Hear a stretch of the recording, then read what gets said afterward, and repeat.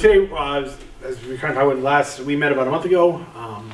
We looked at basic device navigation. These workshops they're not sequential. So if you weren't here last time, you're not missing what we're going to do today. They're all standalone workshops. Okay.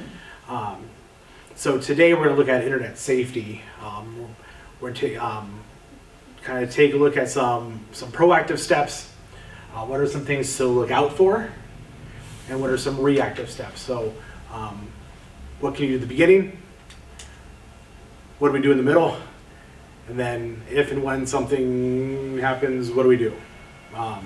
So a little bit about me. My name is Jeff Newman. I work at one of the 8 churches in town that he mentioned. I work as a technology coordinator and I work in the office. But this is my background, what makes me qualified to sit here and talk. So, I always say that I didn't go to this Concordia, but I did online for 2 years. So, my wife and I met in Michigan during undergrad. And she got her master's from that Concordia. So she can't say that she went to this one, but they're still taking my money. Just say Concordia, that'll That's work. right. That'll work, yeah. Yeah, my money's still going there, so it's. Yeah, sure. Tech 21 is an instructional technology program for teachers across the country. I work with them. We host workshops throughout the school year for teachers, so that's part of what I do. And I am a certified educator with the International Society of Technology and Education. I just want to brag, so you can just ignore all that. Sounds good. Well, you gotta go to school much you'd like to do it, you're Right. right, yeah. You gotta keep going for that stuff. So some expectations are just kind of, I try to keep this rather loose, rather conversational. So in case simple. If you have questions, stop me. It's really, I have things that that I can talk about, but if they're not what you wanted to hear, or you have something else you want to talk about, I'd rather do that. You're here, so let's answer questions. So that's how we did it last time. So we're all good. I don't mind it at all. So Colin, are we connected to other locations tonight? So we're Facebook living it, and then it's recording. So, Okay, so if questions come through, will you be okay? Yep, I'll be monitoring that. All right, sounds good.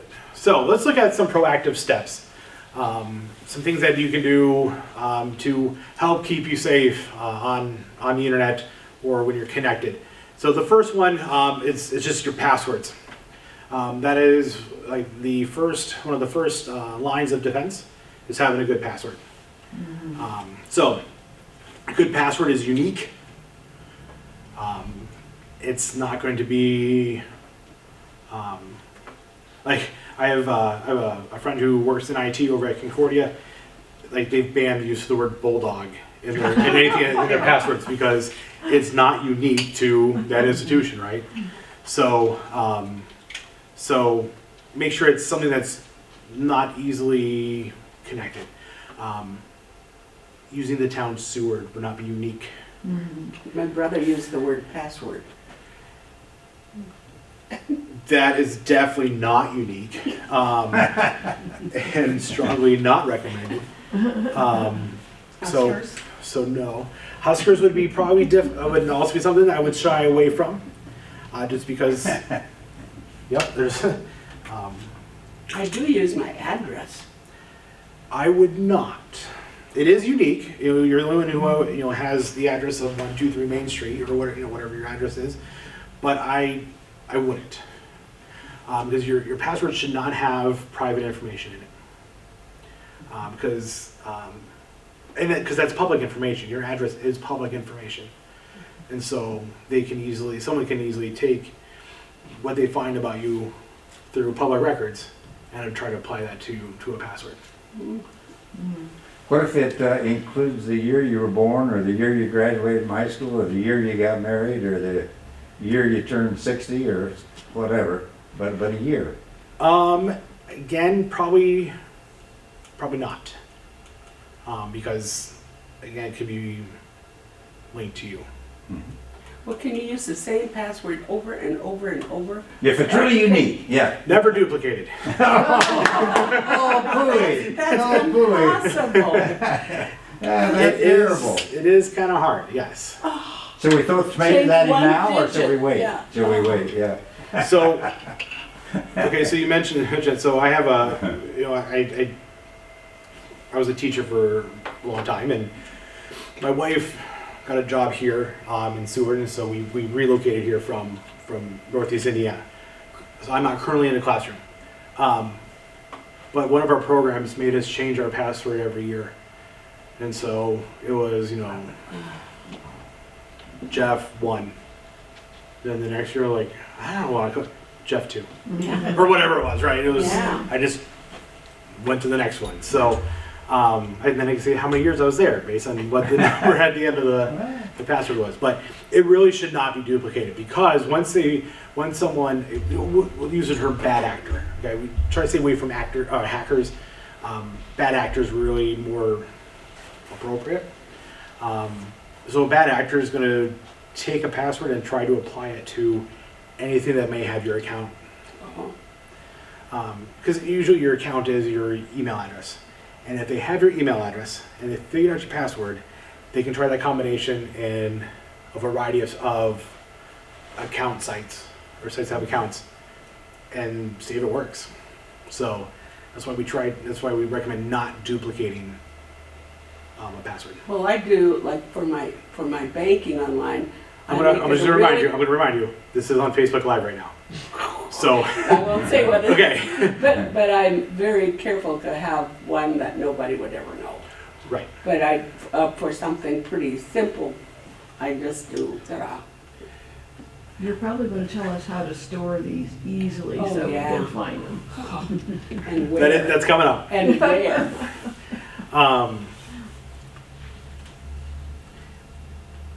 Yeah. I hate passwords. I'm not going to say that there's no one who doesn't duplicate a password, but it is a good practice. I think I know of one person who probably doesn't, and he's very smart and a genius and computery, and he's been doing this for since the early 2000s. Never had the same password, so, and he can remember all of them. So, Oh, my God. yeah.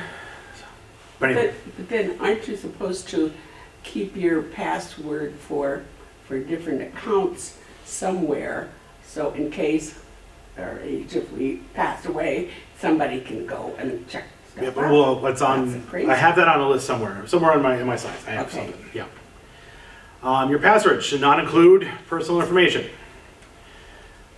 because a lot of that stuff is public record, and so bad actors can just scan the Google and get that. If you ever want to scare yourself, Google your name, and public database sites will show you that you live at 123 Main Street. Based on all the public records, say that you're probably about 200 years old or whatever your age is. Yep. Say have your age, have your Last place you lived and all that. current All your address. information. May have people who they think are connected to you, so could have a spouse, children, so. Can you clear that information? I've heard of services that will help with that. I've also heard that they're not accurate, Legit. so not necessarily, Legit. not necessarily malicious, but just not. They actually don't. So, and especially if it's public record, you can't scrub public record. My driver's license information, or that's record with the state. My title to my house is public record. So you can go to the courthouse and find the title. Okay. If it's stuff that's public record, yeah. High schools, their yearbooks are considered public record and never to be destroyed. So that's all. It's nothing I'm doing today is meant to scare. But I'm not coming anything from a fear tactic, but just real about it.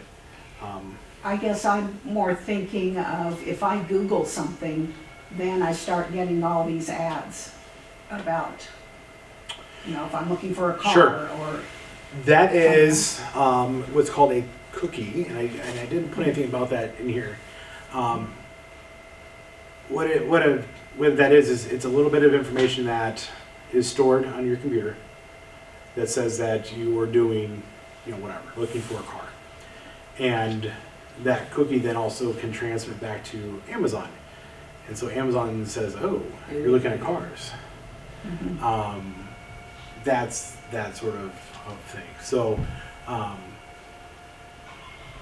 but I mean, cookies are also what's there to help, when you have preferences.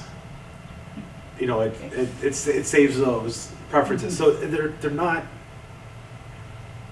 always bad. okay, Like there are, if you go to a website and ask you what your preferences are, right? Say cookie preferences.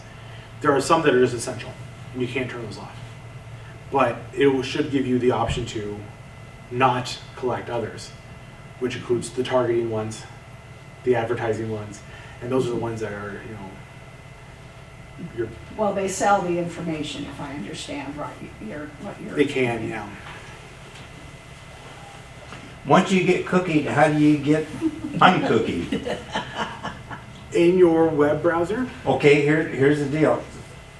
3 or 4, maybe 10 times a day, I get, oh, we're from the loan service and we're gonna send you X number of dollars. I have never, ever wanted a loan. I've never asked for a loan. I don't know how they got my name, but I can't get rid of them. They just hound me all day long, at 5 to 10 times a day. This is a phone call. Yeah. Oh, And I've even stopped the phone calls, but and they still come through. Yeah, I don't have the resources for that one, because that's a different, that's not a cookie thing. Well, that's not a cookie. Well, I didn't ask that's- for it, and I don't that's know just why they do it. Well, because they bought your phone number from a list somewhere, Okay. and so it's, I think everybody needs a loan. Well, I suppose. and so they, just from that, that's why they, But when you tell them no, and they hound you I don't day after don't day. even talk to them. Oh, no, well, but that's something that I don't know if the chamber can help with that, or the library may have resources, but they may have, someone has, probably can, or the senior center may say, hey, here are some resources to help with, especially your phone number. okay, I Okay. personally don't have those resources, so I don't, okay, I don't want to steer you wrong, but okay. if it's your phone, that's a different, It's on the phone, yeah, it's on the phone. yeah, it's a different thing than what we're talking. Okay. So, especially your name, okay, birthdays. You don't want to put those things in a password. So, like Jeff, July 4, not a good password. My birthday's That would not. be, if you put Jeff July 4 as a no-no, that would be okay. That could. Does everything have to be tight, no spaces Typically, passwords are not to have spaces. Yes. typically? So you, I mean, some there may be a. I can't say that I've seen that you can, but generally the thing says no spaces. okay. Well, I've never used Jeff July 4th, but I've used Larry July 4th, and it's worked very well, because that's my birthday, but I'm not gonna use it anymore. No, I wouldn't. and I'm not gonna use that it is not anymore. my. Because I knew that this was going out, so that is not my birthday. So it's America's birthday, Larry's birthday. Yeah, But, there you go. so I chose. Also, we're the 4th of July city, right? Yeah, So that's why I used it, yeah. all right. Okay. So we talk about unique, never duplicated. They typically should have different types of characters. So something that's lowercase. So you use lowercase letters. Use uppercase letters. So a combination of uppercase and lowercase. If it's all lowercase or all uppercase, it makes it easier. Because if you think about it, if a bad actor is trying to go through every possible combination and everything's in lowercase, they just have to try 26 letters, then another 26 letters, another 26. But if it's lowercase and uppercase, now it's 52. And so it makes it a little bit longer for them to do that. Numbers also help. So we've gone from 52 possibilities to 62 possibilities.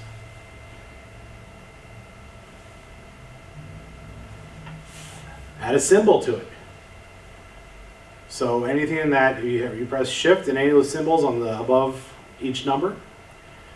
Question marks, periods, brackets. So now we've increased that number of possibilities in each spot by a lot.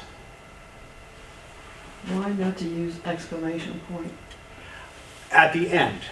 That's- So, July 4, right? Yeah, I've done that a lot. Right, and I've done it too. But it's another common one, so they're going to go to, that's like trying the password of password. That's a good, that's a good starting point if you're a bad actor, right? Or 1, 2, 3, 4. 1, 2, 3, 4 exclamation point. Okay, now I got it. So, What type of, I just think that maybe, I'm sure that we're just all kind of common people. Why would anybody want to find our password? Wouldn't it be more likely that they would look somebody up and say, there's somebody like this guy that doesn't need a loan, he has plenty of money. Well, yeah, And so, but I would get the password from a guy that's working, because I don't work. but why should I be in danger of somebody even wanting mine? because you're going to be least suspecting of it. Oh, Your bank account. You don't want them in your bank Nope. account. It's, it's easier to rob a house than a bank, right? well, And a some, bank is where all the money is. But they suspect it, so they're more protected against it. The vulnerable victims are the ones that think that, why me? but then, why can I use for some of my apps, like my credit card, place, it uses my face, not a password to get to the information. That's, faces, that's very, it's a very good password, your face, to It's open unique, an app. right? Better than a password, you said, or no? You probably would have had a password to begin with, Yeah. and then you enabled that. So typically, like if your thumbprint or your face, like Apple has the Face ID, other phones, you can unlock with your thumbprint or fingerprint, right? Those are unique to you, but they're also based just on that device. So it's not that your face unlocks your bank account. Oh. Is that on your phone, that overrides the need for a password because your device is verifying that is you. Oh, okay. These are great questions. Yeah, because I, often wondered, but no, so it probably is a good idea to use a face and then also have the password behind it. So you have double protection. Yeah, because it's like if you went to, your phone has does your face, right? But if you go to your computer, it can't, right? It can't? Mine can't. And so, I don't have Face ID on my computer, so I had to use my password. So you still have your password, Yeah. but the apps are written in a way that biometric on your phone that unlocks it or does other things. And are they using your eyes to open I it? don't know that technology. Because I was just hearing that you're not going to need a password if you leave the country. Or a passport, I'm sorry, a passport. They'll just take a picture and your eyes will be what they use to identify who you are. But that's coming. It's already used in some airports. Well, they already said no glasses, so it's yeah, I think it's coming, yeah. Yes. I didn't know why. I mean, other than probably just to verify.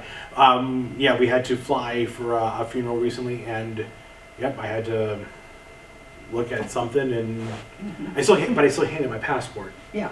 I still hand my ID over to TSA, but they also, I don't know. That's how they get out of Mexico, too. And really, you have to show them your passport, and you think that's good enough, and then they go and take a picture of you too, and you think, who are you selling this to? Yeah. You just have to be so careful, you just wanna stay at home in Yeah, that's me. your little room and not even leave. Another one, the longer the better. Mm.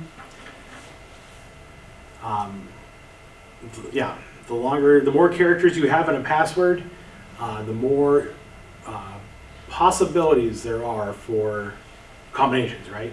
So even if we just did numbers, right, 1 through 10, right, or 0 through 9. If your password was one number, there's 10 possibilities, right? 0 through 9. If it's 2, now we've increased it, right? There's 100 possibilities. 10 times 10. Now there's 1,000 possibilities. You know, and so and you just keep going, you know, factors of 10. So the longer it is, the more possibilities that there is to try. Now that's just numbers, right? You know, 1,000 combinations just in 3 numbers. Okay, well, let's put a letter in it, and uppercase, lowercase doesn't matter. Now we've made that. There's 36 times, and 36 squared, 36 to the third, 36 to the fourth, right? That's the different possible combinations. Okay, now uppercase, lowercase. Now we're at 52 plus the 10. Now we're at 62. 62 to the first, 62 combinations. 62 squared, 62 to the third. So that's why the longer it is, and the more things you can put into it, like a character and all that, that helps. It just, yeah, takes people longer. It's like when what was it? Like, you know, people trying to guess someone's, you know, back in the day, you know, like their ATM code, right? 11111. No. 111112. No. 111113. Right? That's what, you know, bad actors would have to do, is to go through all those different combinations. So, and if the harder they have to work, the less likely they're going to want to continue. So, the experts recommend 12 characters. I'm no expert, so I recommend a sentence. You recommend what? A sentence. Okay. It's easier to remember. I use Right. I use a Bible phrase or something, I've done that. Yep, that would, yep. And then, you know, something you memorized, and that does, the first letter of it, not the whole thing. Because somebody might know that. Right, but pulling a sentence out of the entire Bible there's a lot of sentences in there, right? Yeah. So that would be something that could help. You know, it's something else that adds another layer. You got me thinking of something. So when I remember I have a graphic I'll show you guys here.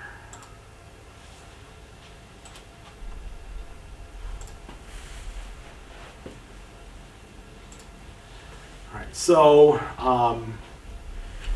and also, and then when you do that, with that sentence, you can also use different characters and numbers to replace letters.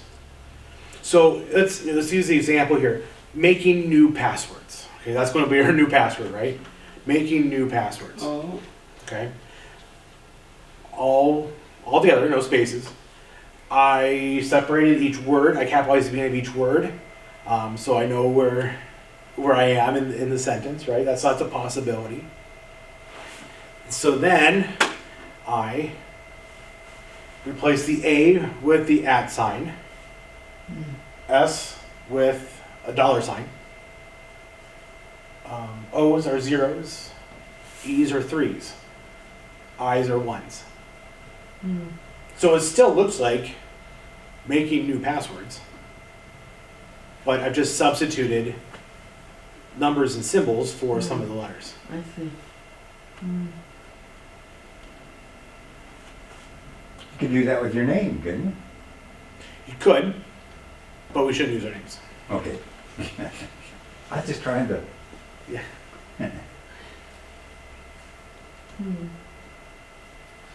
So this one, for example, you don't write this down, but this is that new password is 18 characters long and it used uppercase, lowercase, symbols, numbers. So I've done the things, and it's 18 characters long, and it's just a phrase, making new passwords. Only problem is you gotta remember which one is which. And it takes more work to print that in.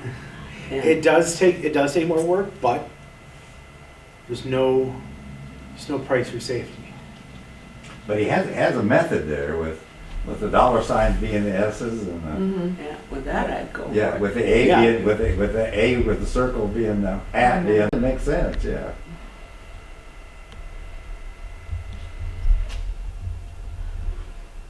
Life is complicated. It is. Gets more so all the time, you know. All right, so I'm going to give some examples, and you just say good password, bad password. All right, Bad, Easy to remember. it's easy to remember, But but it's a bad one. Jeff was born in 2027. Again, I'm still not using my actual information because And it's I'm on not Facebook Live. Okay. So I went in the future. So yeah, bad. What about this one? No, probably not. No, you moved, so you're like, oh, I now live on Pearl Street. No, I don't, by the way.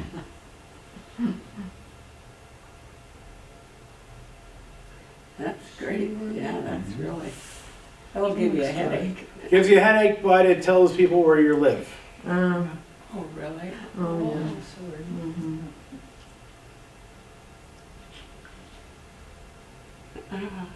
TT and go in high school. You- Lettered in golf in high school. Mm, No, yeah. I thought that one's okay. Oh, it is. 'Cause I didn't say where I went to high school. well, Well, that's true. yeah. Just says I did golf. You know, just because you live here in Seward doesn't mean you went to Seward High School, especially if you moved from out of state. So that one's better. It's less identifiable and talks about a hobby. So I went with good, but I can see why you would think no. So it'd be easy for you to remember if you wanted to use it. Yeah, But, okay. and I don't play golf, so. So I recommend using a password manager. And there's different ones that different apps that you can use. Personally, I've told people Google Chrome has a password manager built into it. So if you use Google Chrome to use the internet, just browse the internet, that has a password manager in it. I believe Safari does as well. I think Edge does, Firefox does, so that your browser should have a password manager in there. Easy way to tell is if you log into a site and your browser goes, do you want me to save this for later? That's a good way to know that you have one. If it asks you, there's a password manager there. And no one can get into it? Theoretically, I'm not going to guarantee no.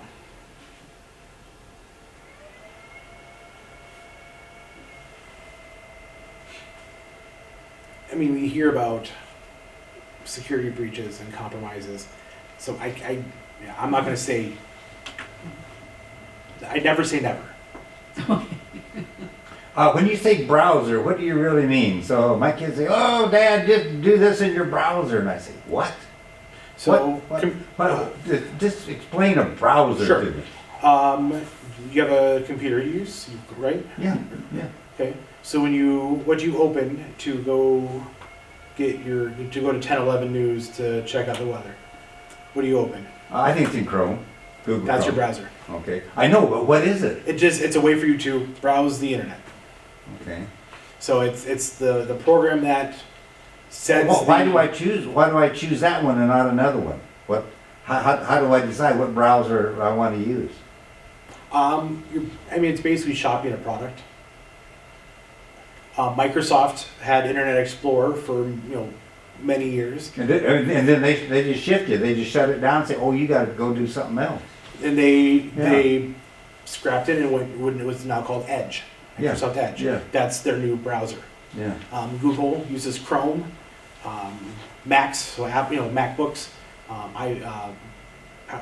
they use Safari. You can also get other browsers like Mozilla Firefox. That's another browser. It's a separate product from a different company. So, it's like, why do you drive a Ford? Well, that's what I had. My dad had a Ford, he gave me my first car, his hand-me-down, and I've driven Fords ever since, right? Or whatever, right? Ford stopped making the Fiesta, so I had to go to a different type of car. It's like, they stopped making Internet Explorer, so I had to go to Edge. They stopped making this, so I had to pick this, model.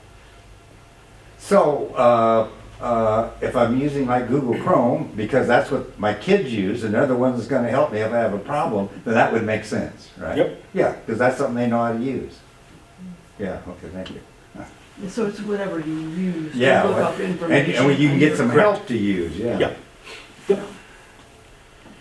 So like I said, Google Chrome has one built in. I'm going to show you what it looks like. But all browsers have a password manager built in. There are other third-party password managers that you can use as well. But I guess I want to show you the browser. So let's say I'm creating an account on this site here. Okay. So you type in your email address. That's going to be what they ask for, and then you have to create a password. Well, a password manager, like in Chrome, if I right click into that password window, it will say suggest password. And I can click on that. And then it gives me that password. It generated it for me. So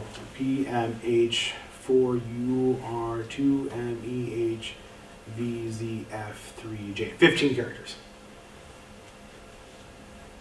So Uppercase, where did you- lowercase Where did numbers. you say you clicked on to get to that point? I don't see. I did a right click in that password window, like with my mouse. Ah, And,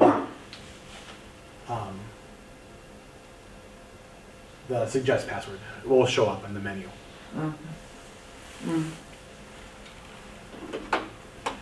Well, I think I really like the idea where you take So if a biblical thing or something you can remember and then change the characters like you did with letters Yeah. to symbols and stuff. Yeah, that seems a lot easier. So I just right click. how would you ever remember that then? Well, I could never. And then you get a menu that shows up, Oh, uh-huh. right? So when I right clicked in this field here, Yeah. this is the menu that showed up in Uh-huh. Chrome, and I just went to suggest password. But then you can delete it and put your own in there. You could, Because yes, you would never remember that. No. but it will save this though. Oh, That's, okay. this is my password manager, and it's going to save that along with my email address. And so next time I go to this website, it'll say, here's your email address, here's the password I created for you. Oh, that's why I have trouble. And so you would tell your, Google Password Manager created a strong password, this one here. I can use it, or I can choose my own. Mm. I didn't actually create this account, so, Yeah, okay, just an example. just an example. So, as I said, then it saves it, so the next time you go there, it will autofill that password. Now, that example there just had uppercase, lowercase, and numbers. Other times, it'll give you the symbols as well. That particular example did not. So, okay. Don't write them down on a piece of paper. Okay. We stay with we go visit my wife's family. Hey, can I get on your Wi-Fi so I can do some work while I'm out of town? Yeah, and they rummage through all these papers. They have passwords to a lot of things. Mm-hmm. Right here. Yeah. So, Yeah. someone breaks into your house and they see a stack of passwords. That's more than gold.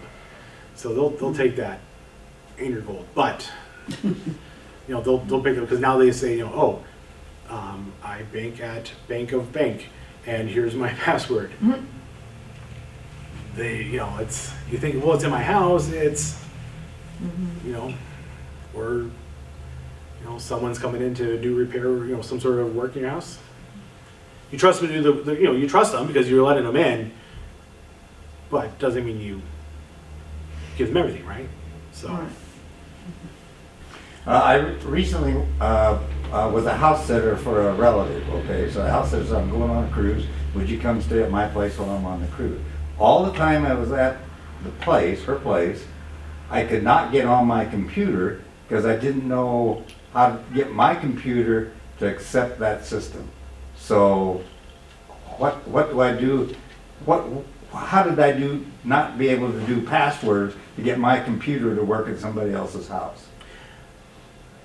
you probably weren't connected to their Wi-Fi. No, I wasn't, so how? And that's what you would have to, There's a password. there's a and I- password, you'd have to get it from them. They'd have to give it to you. So I think they gave me the password, but then I didn't know where to put the password, so I still couldn't get on the computer. Yeah, so you would use on your computer, you would tell it to connect to a Wi-Fi connection. Kind of like what we did last month with your Okay. phone, Okay, right? And then you would go through the process of connection, whether it's your phone or your computer. You select the Wi-Fi name, whatever they've named it or the provider named it. And then when you try to connect to it, the system will say, okay, what's the password? And then you type that in.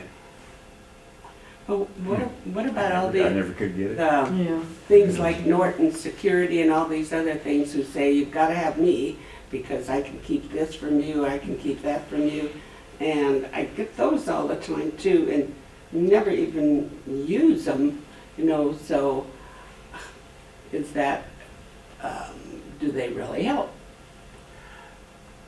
Yes.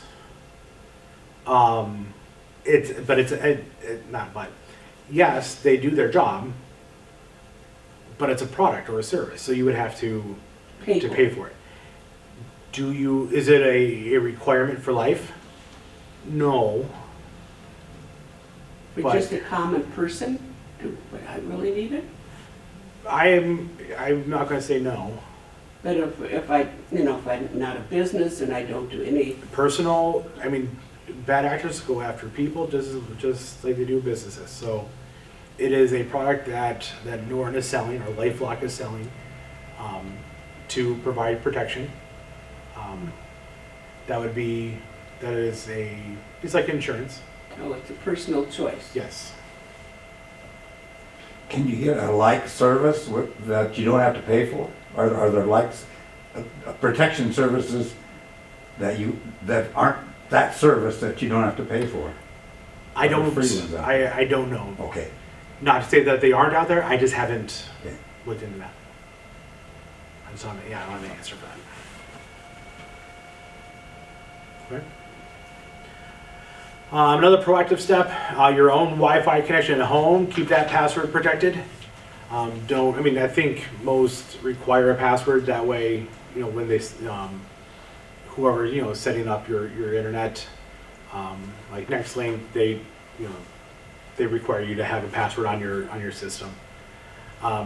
Some systems also give you what's called a guest account. So if it's your Wi-Fi is called Johnny's Wi-Fi, and you have your password to get onto that. There could be a separate one called Johnny's guest Wi-Fi, and that's one you would give out to people. That password, and that way it's not actually connected to the same fully connected to the same system that your devices are on. And the reason why you want to do that is when you're on a network connection, bad actors can try to gain access to whatever else is on that network. So, when I'm at home and someone else is on their computer, I could try to access their computer through our own network because we're all using the same system. So, guests are coming over. Yeah, they might be your friends and all that, and they could be the godparent to your child. But give them the guest Wi-Fi. Well, is that similar to like if you were, which we don't have anymore, but a McDonald's, and they have service there, and it just says this system is not protected. Correct. So you need to be careful because anything you put on there is open to the public. So things like personal banking, don't do it on a public Wi-Fi account. Does that mean like, I have that on my phone, but I don't know if you couldn't be working on your computer driving down the road. But if you're just out anywhere, it's better just to do it basically in your own home or. Yeah, safe or on to your own system. So, your own Wi-Fi system. Okay. If you're on your phone and it's just, doing stuff with cell data and not connected to a Wi-Fi, like you drive out 20 miles into the middle of a cornfield and you do your banking on your phone, like you're not on a Wi-Fi. It's your personal connection there. Okay, that's. For a while, what I was banks were requiring you to turn off Wi-Fi to do banking on your phone. You had to do it over cell data. I remember that for a while. I can't remember which bank I had or whatever at the time, but it wouldn't let me do some like mobile deposit over a Wi-Fi connection, just for saying. safety. Another way to think about the guest account is like I remember valet keys. You had a key that could, open your trunk, do all this sort of stuff, but you had a separate valet key that only opened the door and turned on the car, but it couldn't get into other, like your trunk or your glove box. I remember valet keys. I don't. Okay. Never heard of such a I thing. didn't Oh. have that. I remember my parents' cars had valet keys. That was Valet key. so if you went and you could give that to the valet, but you can keep stuff locked in your trunk, and that key didn't have access to. Wow, Never heard of such a thing. I didn't think I'd stump people with that one. So it's a great analogy. I'm sorry you guys aren't sticking with me. Before my Yeah. time with cars, I guess. Or skip that one. Yeah, didn't have that fancy a car. Oh, we had a Pontiac family car. It wasn't. Anyway, I digress. Yeah, that was a gem. When I taught middle school for a number of years, I would say, I'm giving you guys gold, and you guys were like, I kind of feel that right now. I was really proud of I'm gonna win the day with this one. You guys are like, I don't know what you're talking about. Okay, so those are passwords. That's just some things to help. Those are proactive steps. Okay, we're good on this. Some things, and it's what they say. The best offense is a good defense, right? So if is this going to be 100% preventative? No. There's no guarantee on that one, right? But if you have a good defense, it's going to help. So, password 1 2 3 4. No more. Okay. So tell your brother to change his password. Okay, so what to look out for. So we've done these proactive steps. What are some things to look out for when you're doing things? I say when in doubt, close it out. So if something pops up in a window, just close it out. When you close it out, it cuts the connection. That's a good, this looks suspicious, close it out. Is that the same as on the phone, you just delete it or no? Yep, swipe it out, close it out. It comes back again.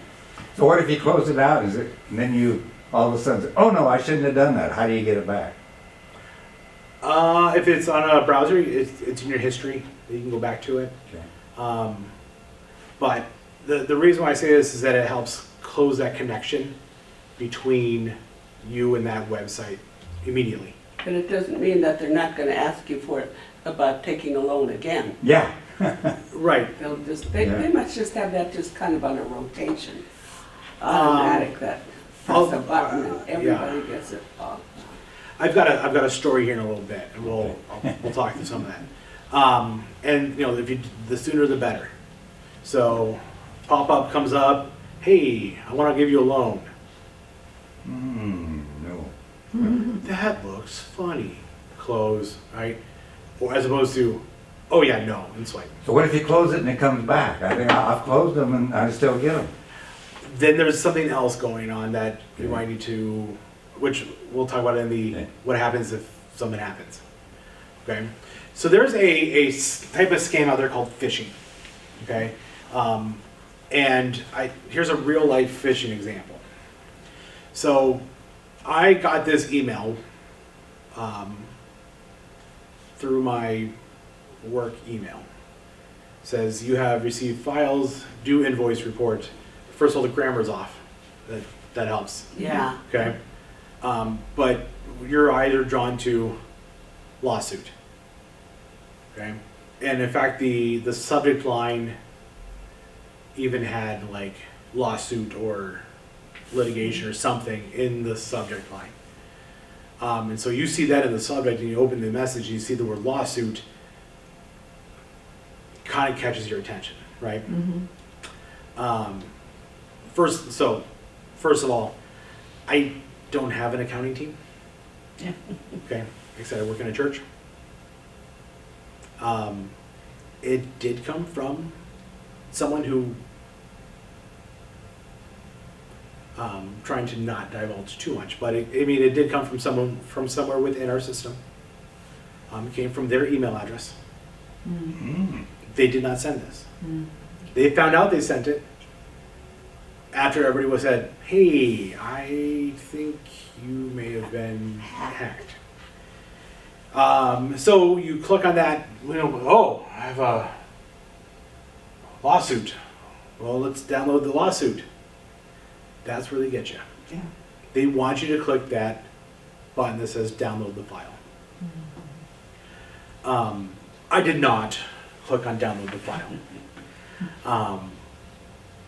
But as the IT person, my day the next day got rather interesting and very full. So, in doing an audit of our system, that email was sent to over 2,000, almost 2,000 email addresses. A number of them were not known by anyone in our building because some of them were even out of the country. But they got in your email? Is that They how- got into this person's Oh. email. And I thought I had a screenshot of it, but we were subjected to a different phishing attack prior. It looked rather, and the thing is, some of these look very legitimate. And someone had clicked on that link, thinking it's actually what it was. And that's, now they got access to your account. So, and then later, the bad actors used that email address to then do their bad acting. And so that's where, like, we got these emails, I said, that were out of the country, email was sent out of the country because they took their contact list, that person's contact list, and added it to another couple sets of lists that they may have gotten from other attempts, and just combined them and made them into one giant list and put that in there and sent it out. Those 2,000 emails were sent in a matter of like 2 minutes. Just automatic. Now, the bad actor is probably AI. It's probably some sort of artificial intelligence. But someone made the program to do that. So nobody's going through and typing in all 2,000 email addresses. They're just running a bot of some sort to do this for them. So to kind of go to your question earlier, why would they do this? Well, they want to see, they'll see who's reacting. They'll see who's clicking on that link. And then eventually they'll try to do something with that information later. Maybe immediate, it may be weeks later. You don't know. I don't know because I'm not them. I don't know what's going on in their head, right? They're just trying to find something or someone who's susceptible to clicking on that link. So how do you safely eliminate that? There is a button in your email that says report as spam. You can report it as spam, and then the way your email host, whether it's Google or Yahoo or wherever the @whatever.com your email address is, that system will flag it and just say okay, messages like this are spam. And you just delete it. Don't click on anything inside of that email. This is not the entire thing. Like, yeah, I just took a screenshot of the inside of that email. And so there's a delete button, just like normal. Just delete it, and then you're done with it. But whatever you do, don't click on any link inside of it. So. The ASAP is another clue. Yeah, because they're thinking, oh, I gotta do that sense of urgency. My grandmother got a phone call. I lived, like I said earlier, I lived near my grandparents, and like 3 minutes down, 3 minutes away, right? And one day she said, I got the weirdest phone call. Said, hey grandma, it's your oldest grandson, and I'm in a Mexican jail and I would need some help. And she said, I was like, man, your cousin Chris, he just, but I hung up the phone, like he's just playing with me. I said, Grandma, I'm your oldest grandson. My cousin is younger than me. I'm the oldest grandson.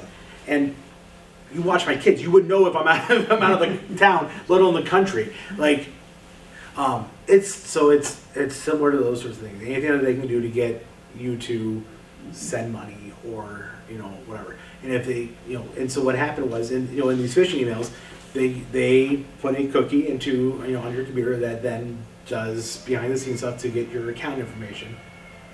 They don't necessarily know your password, but they've saved the information that your password can unlock, and they unlock it.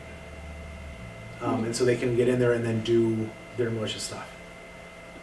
So they may not necessarily know your email, but they can fool or try to trick websites into saying, yeah, I know the password, just let me in. Oh, you know the password? Then yeah, come on in. It's like, going to a club. My name's on the list. You don't have to check the list, but my name's on the list. Oh, yeah, then go on in. Similar idea. Was your name on the list? No. But you got in. You found the right bouncer, the right person at the door who can let you in. And that's what they're looking for. So, like I said, we had a lot of fun the next day. That was my entire day. If you hang up on a call that you know is not real, then you shouldn't have to worry about it anymore, right? There's two schools of thought on that. That yes, that it should mark it as not worthwhile, but it did work because it did ring through. It's not like it's an inactive number. If it was an inactive number, the system would have kicked it back. So phone numbers are kind of trickier that way. But if you hear a message, can you just hang up on it? Yep. And that'll. Oh yeah, I get those sorts of phone calls at work all the time. Okay. Yeah. And yet, with those, I've heard I've before. heard you're not supposed to give any kind of verbal response too, because There's sometimes there's been a thing like they're recording to get whatever. I answer the phone for my work, my work. This is Jeff. Then I hear this recording and I just hang up. Well, sometimes a couple times I've wondered, I didn't see the call when it came in or it was on my phone. And then I thought, I wonder. And I called the number and then you get a busy signal. Or Verizon says, this is not a working number or whatever. So except then, I called back. Right. But I don't know if they... With phone scams, they're also spoofing numbers. And that's sometimes emails get spoofed. So with my work, I get someone to say, hey, can you come chat with me? I have a question for you. It'll just take a couple minutes. But it's sent from so we're at a church, pastor at, and it has a weird thing that's not anything else. That's spoofing. That's where they're trying to pretend they're someone else, but they're not. And phone numbers do that too, where sometimes, I've gotten callbacks. Someone calls me, I'm like, hello? Hey, I got a phone call from this number. I said, I never called you. It's someone mimicking my phone number to, pretend that it's my number to call someone. If these people spend just as much energy doing legitimate things as opposed to, they could probably do better off, but Well, I'm not sure if you've ever seen though, on TV, they showed where in India, where these intelligent kids graduated from college and there are no jobs, but they can hire on to a big building with every one of them sitting at a computer. and it can't be the same one, right? It's gonna be a change. This, this behind the scenes things will go, it's been recently changed, I need to find a new identifier. And so when it tries to use the old identifier to say, yeah, I know the password, it goes, no, it's, this, like, you're supposed to, your browser says, if someone hands me a pink piece of paper, they know the password.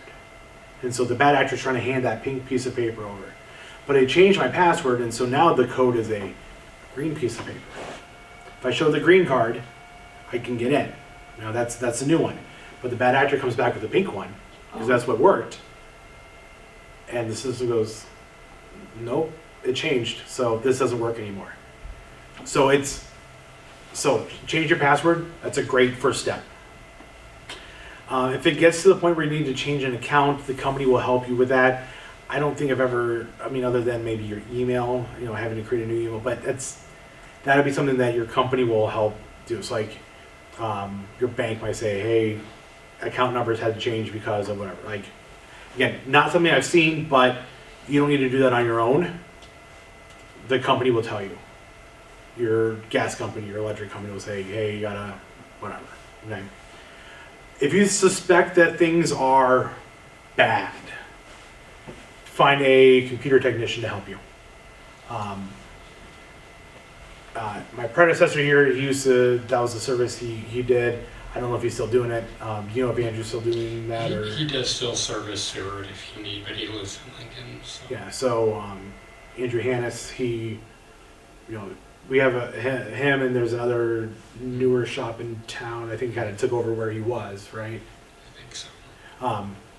There are services that can help you try to clean up your computers. So if that's something that's if it's you think something really bad happened, as far as security, find a computer tech that can help with that. And I'm assuming the chamber would be able to help guide that. The senior center say, hey, here's some computer techs that can help you. So, all right. But first step is just always change your password. And I said, if you feel like things went south, find a tech who can do all that behind the scenes work for you. Okay. You guys have been doing great asking questions, but is there anything else before we wrap this up? Be mindful of our time tonight. Can you answer any phone questions on the phone thing? Potentially, if possibly, it depends on what the question is. We did some of that last time. I had someone because I do IT stuff at a church. Somebody came and said, "Hey, can you help me with my phone?" And I'm like, "No," because I'm not a fully repair person. But so I always say potentially with a little star. Well, thank you for coming tonight. Our next workshop is May 26th. We're going to talk about apps and programs. So I think you were asking about spreadsheets before. So we'll talk about some spreadsheet stuff. We'll talk about